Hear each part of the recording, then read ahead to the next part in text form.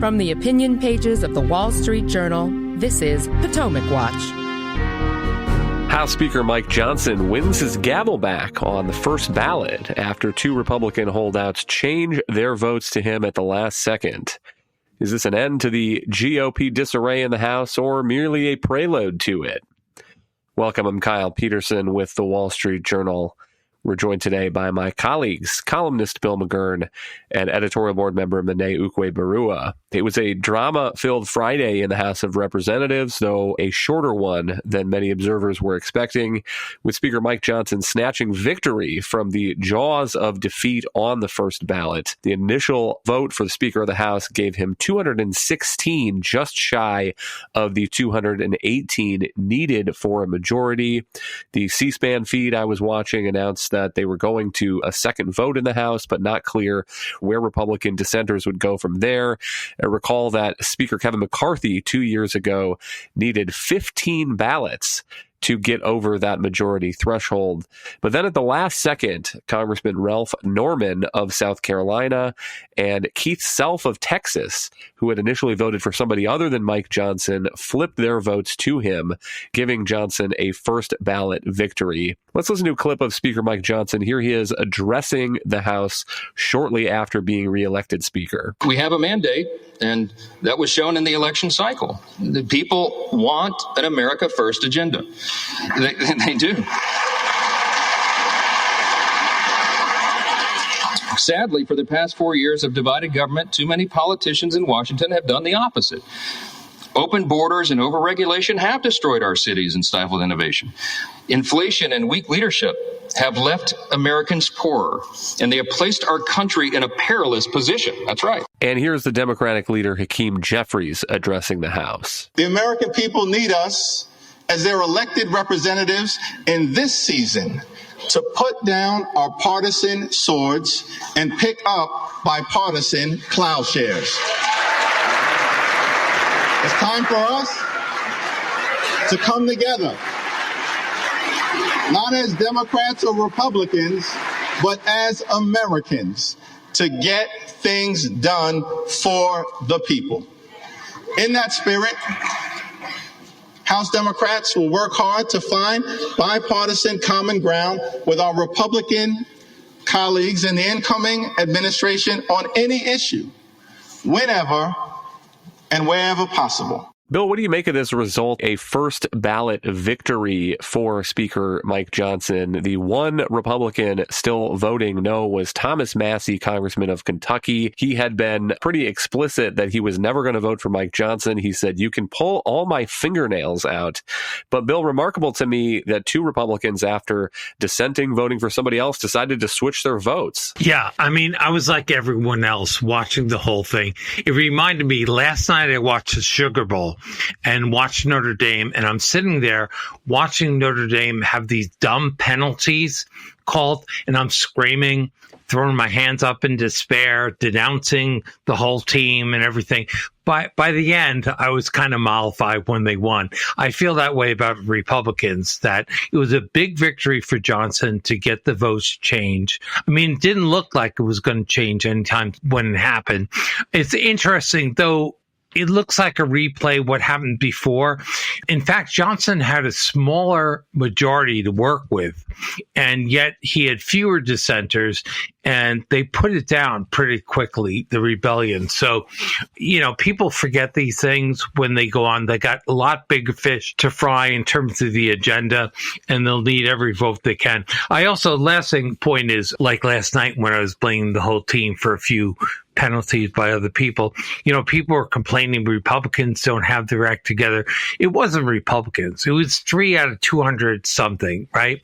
It was a really tiny fraction of people that were gunking things up. Most of the party was agreed what had to be done, what had to be done now, and eventually they got it done. I take Bill's point that the narrowness of the Republican House majority here, historically narrow, closely divided Congress, is a huge part of the problem. But Monet, the fact that these two dissenters, Ralph Norman and Keith Self, changed their votes does make me wonder whether these Republican bomb throwers have learned something from the chaos of the previous Congress, starting with those 15 ballots for Kevin McCarthy, then the ouster of Kevin McCarthy, and weeks of infighting as Republicans, with the narrow majority that they had before, were struggling to settle on a successor to Kevin McCarthy. Jim Jordan was not able to get the votes. Steve Scalise was not able to get the votes. Eventually, they settled on this guy that few, I think, national Republicans had maybe heard of, Mike Johnson. And to my eye, he's done a pretty fair job of managing the difficult circumstances that he finds himself in.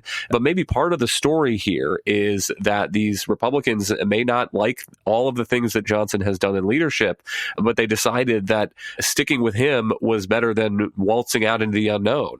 I think there's some truth to that. It's very likely that some of the hardline members of the House Republican Caucus wanted to send a signal to Mike Johnson that they expect him to govern in a completely different way in the coming Congress than he did in the previous one. Of course, in the previous Congress, there was a Democratic Senate.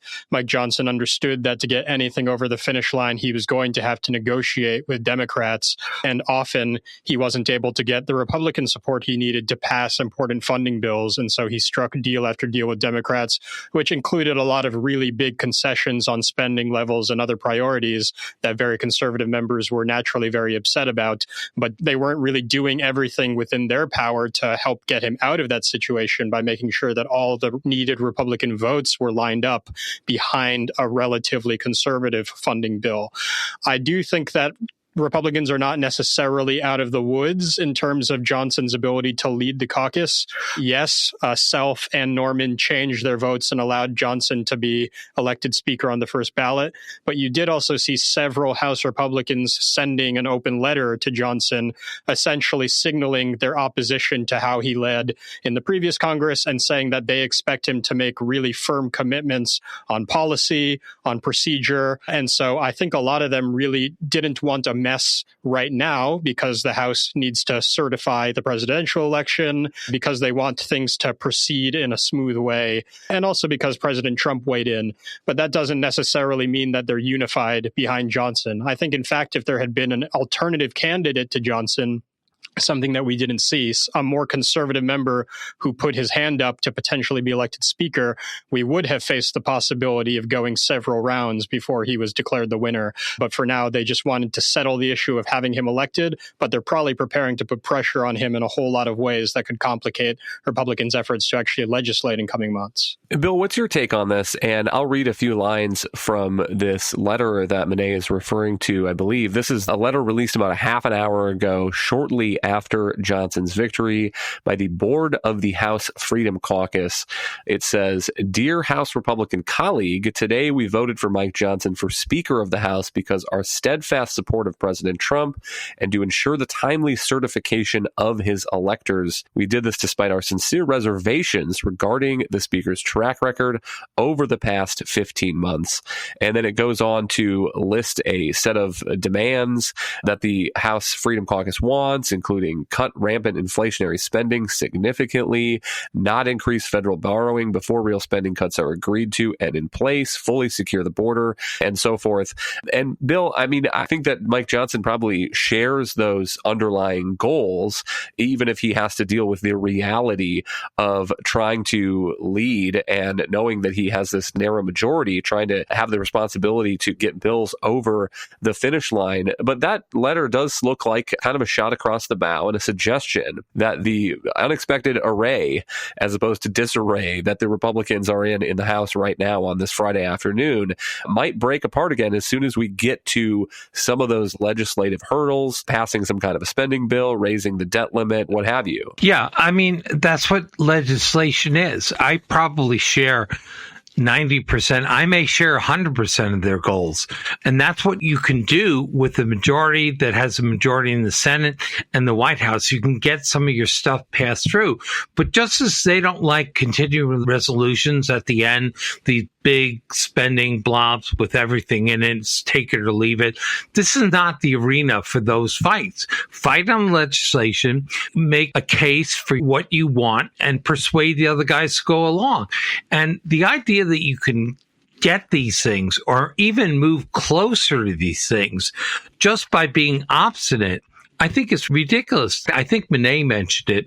The fact that there was no alternative candidate for speaker, and worse, no alternative agenda, is just not Mike Johnson. We don't like him because what he did as speaker. There was no alternative, literally, to him as speaker. I think it's futile gesture. Get things done. You have to make compromises and push ahead. And they have all the stars in alignment with Trump in the White House and John Thune in control of the Senate. Now is the time to push forward. I think this other stuff is virtue signaling. Hang tight. We'll be right back in a moment.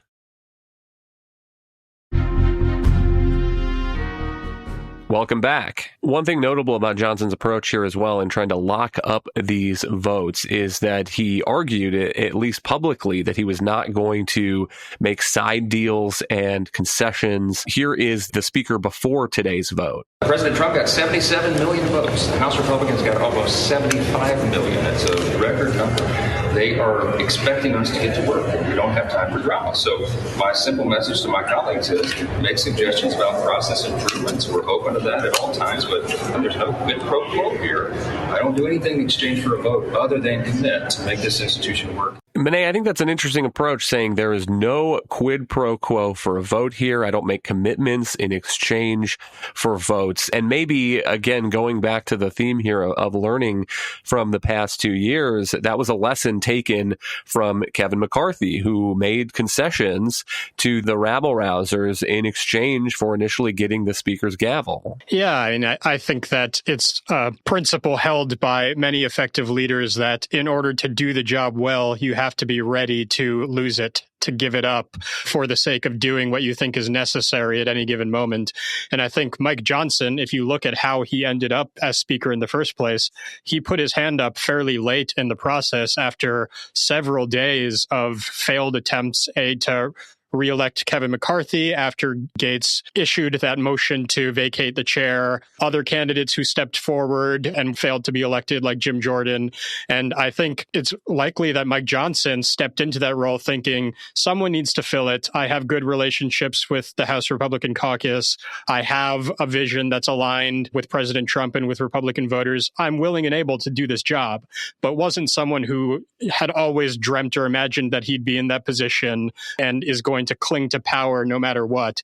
And so he knows that he's not going to be able to lead effectively if he allows himself to be ousted by a single member the way that Kevin McCarthy did. He's not going to be able to pass legislation if he makes a lot of preemptive policy concessions to members in return for being able to lead. He wants to keep a free hand. And if that means that people aren't going to support him, then I think that he would say, well, someone else can come in behind me and take up the job if they prefer, which seems to be the right approach, and one that's going to at least make it possible for Republicans to be able to pass legislation in the coming Congress, which is the entire goal. One thing that the House majority is now poised to do is raise the threshold for that motion that former Congressman Matt Gaetz used to oust Speaker Kevin McCarthy. In the last Congress, any single member of the House could call a motion to vacate the chair, which would basically be a vote, a referendum on whether the Speaker should keep the gavel. And the Republicans are now poised to raise that to 9 people. Bill, how much do you think that secures Mike Johnson's position, at least for now? I mean, it strikes me as a big difference between 1 and 9 when you're talking about majorities this small. And those who wanted that threshold set to 1 member in the last Congress basically wanted to hold it over Kevin McCarthy's head for every move that he was figuring out to make. Yeah, a leader can't function under those rules. And it's the sword of Damocles hanging over his head. And Kevin McCarthy had it. Look, there's 1 vote against Speaker Johnson, Thomas Massie. Would he be able to use it? That'd be enough. It's insane to be ruled by less than 0.5% of your caucus. And that's effectively what it did. 9 votes doesn't entirely eliminate the threat, but at least it means there would have to be more of a consensus, more of a movement, a groundswell, rather than one cranky guy who doesn't like you and is willing to go against everyone and gum things up. So I, like you, think it's a very big development and development in the right direction. Because the other big difference between now and then is that 2 years ago, Republicans were in the minority. So there wasn't much they could do anyway, except block some things, maybe mitigate some other things. Now they have a whole agenda they want through. And I think to put limits on yourself and to prevent the majority from functioning the way a majority should is self-defeating. A couple of other factors here. One is the departure of former Congressman Matt Gaetz, reelected in November, but had said that he would not be sworn in. Notable there because that removes an instigator from the House Republican Conference. If you were watching the C-SPAN video when the clerk, whoever was in the chair, announced that Gaetz would not be taking that seat, there was some applause in the chamber. I'm not sure which side of the aisle it came from, maybe a little bit from both. But notable that did not change the majority threshold. There are 435 House seats. The Speaker needs a majority of them. That's 218. And removing Matt Gaetz drops that number to 434. Still 218 needed for a majority. If you have 217, then it's an evenly divided House. So that didn't change the math at all, but maybe removed another thorn in the side of Speaker Johnson. And then, Monet, you mentioned earlier Trump's steadfast support for Speaker Mike Johnson. This is from his Truth Social post this morning, 8:18 a.m. Good luck today for Speaker Mike Johnson, a fine man of great ability who is very close to having 100% support. A win for Mike today will be a big win for the Republican Party. Yet another acknowledgement of our 129-year most consequential presidential election. A big affirmation indeed. And Monet, I mean, I think that's the other part of the different context here is we are 3 days before January 6th when the presidential electors for President Trump are supposed to be counted. Nobody wanted a hold up on that or any doubt about what was supposed to happen with that. And we do have Republicans about to take a trifecta of the White House, the House of Representatives, and the Senate. So there is a lot that they want to get done. And it seems like, at least for now, President Trump is an ally in backing up Speaker Mike. Yeah, I think Donald Trump legitimately likes Mike Johnson. If you look at the Republican convention, he had Mike Johnson sitting up in the grand tier along with his inner circle allies from that very first day before he accepted the nomination. Mike Johnson has been traveling around the country with Trump and other inner circle members since the election, and they seem to get along really well. I think he sees him as a friendly guy who shares his priorities, is good at his job. It's hard to imagine Trump being as chummy with Kevin McCarthy, for example, if he had still been Speaker. That's just very difficult for me to imagine. I think that they have a good relationship just person to person. But first and foremost, I do think that it is about Trump thinking Mike Johnson is the person to actually spearhead his legislative agenda. I'm sure that President Trump remembers how his push to repeal Obamacare was stymied by John McCain's dissent in the Senate and doesn't want a replay of anything like that if there's too much chaos reigning among congressional Republicans, and think Mike Johnson is the best positioned person to be able to strike deals with members and make sure that everyone is able to stay in line. And so he wanted to make sure that his second term doesn't begin with legislative chaos. I'm sure his advisors were mentioning to him how important it would be to have Congress all squared away before he takes office so that they can begin to hammer out the tax bill, border and energy, those other legislative priorities that Trump really wants to see pushed through.